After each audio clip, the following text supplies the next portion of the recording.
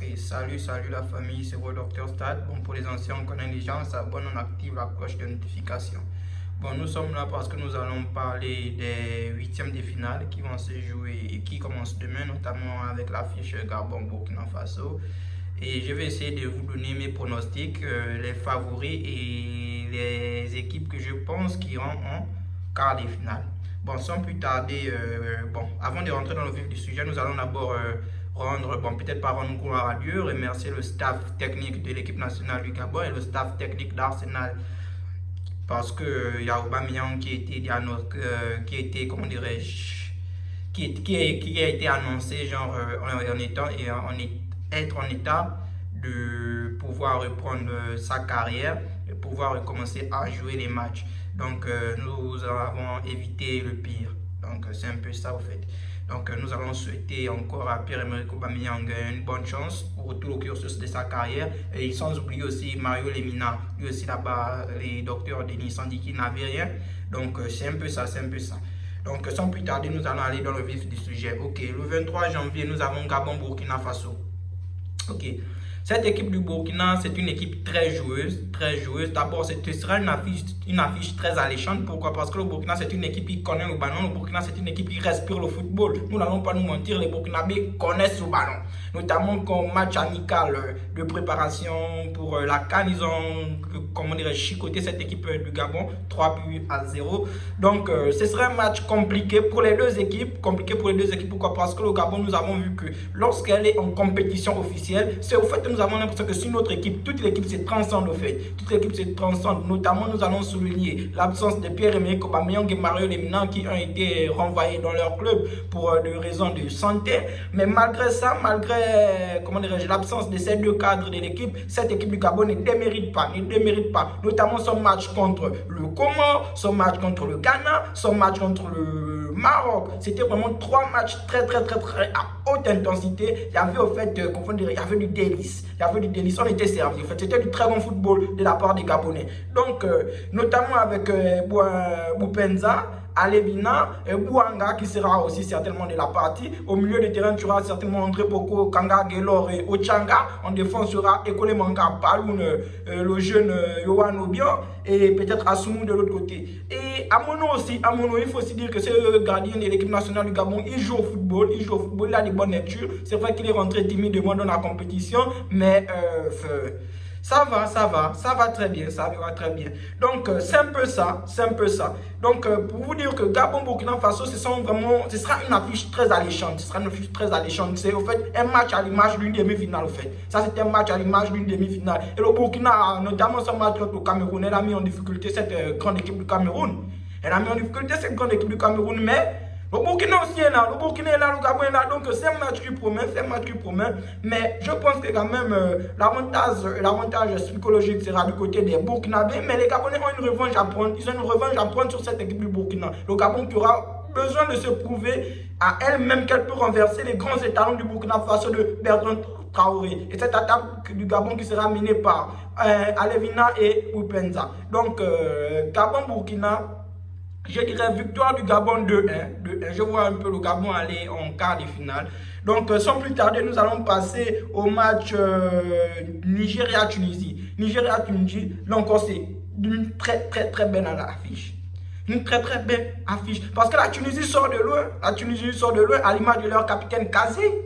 La Tunisie sort de loin, mais le Nigeria, on a un collectif avec plusieurs individualités au top. Les joueurs nigériens ne sont plus à présenter. Les Nigériens, ce sont des gars qui évoluent partout dans le monde. Le Nigeria, c'est une équipe huilée. Le Nigeria, c'est une équipe, en fait, speed. Le Nigeria, c'est une équipe speed, en fait. Elle va tout défoncer. Et je ne donne pas, en fait, je ne donne pas cher pour cette équipe de la Tunisie. C'est vrai que la Tunisie joue bien. Elle s'est remise dans les rails, en fait. Elle a pris le train en marche, mais je dirais que le Nigeria va passer. Donc, c'est un peu ça. Le Nigeria va passer avec un score de 2-0. 2-0, je pense. Et maintenant, nous arrivons au match Guinée-Gambie. C'est aussi un très bon match.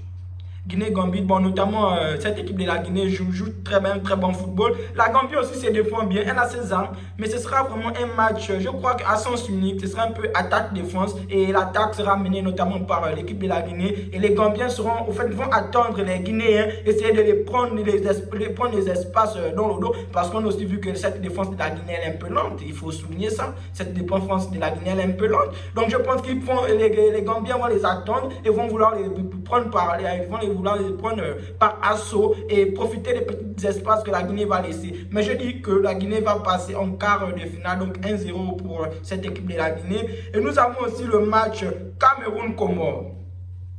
Cameroun-Comores. Le Comores, n'oubliez pas que le Comores sort de la poule du Gabon, Ghana, Maroc.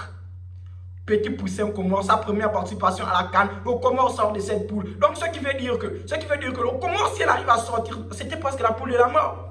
C'était presque la poule de la mort. Donc si le Comores arrive à sortir dans cette poule, c'est-à-dire que le Comores a sa place dans la CAN.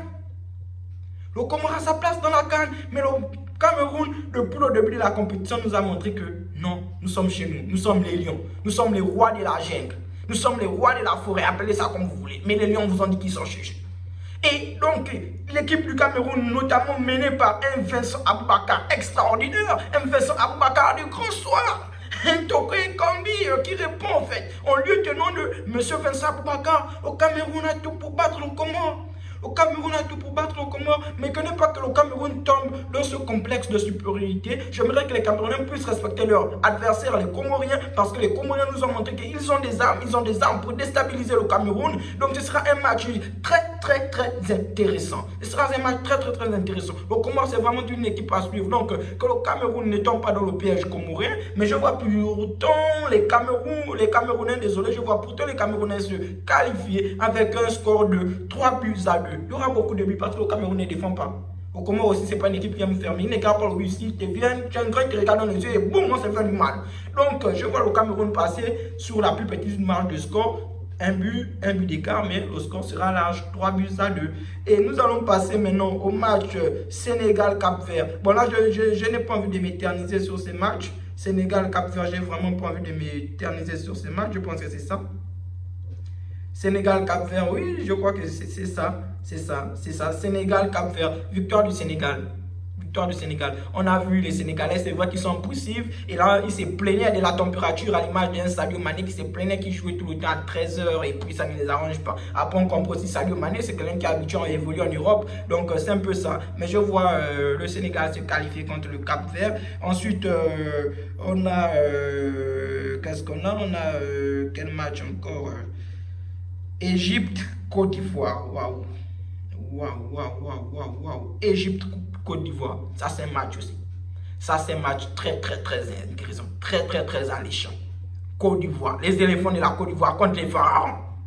Mais c'est un match extraordinaire, les gars. C'est un match extraordinaire. Donc là-bas, je ne saurais me mouiller dans ce match parce que c'est deux équipes qui s'évalent. Et notamment l'Égypte qui nous est un peu dessus avec son entrée possible dans la compétition. Mais les Ivoiriens qui ont aussi répondu, même s'ils n'ont pas été exceptionnels. Mais la Côte d'Ivoire, c'est une équipe qui ces dernières années, il va souvent en quart, demi, finale. Donc les Ivoiriens, je pense que ce sera un match compliqué. À l'image aussi de l'Égypte, que je pense qu'ils auront du mal à déstabiliser le bloc défensif des Ivoiriens. Et l'attaque menée d'un côté par Mohamed Salah et de l'autre côté par Sébastien Haller. Je crois que c'est un match qui serait un match nul, ça va se jouer au tir au but, 1-1, 2-2 et la décision va se prendre au tir au but. Et maintenant pour terminer, nous avons Maroc-Malawi, victoire des Marocains. Là, on va pas s'éterniser dessus. Maroc-Malawi, victoire des Marocains. Et l'autre côté, c'est Guinée équatoriale, Mali, victoire des Maliens.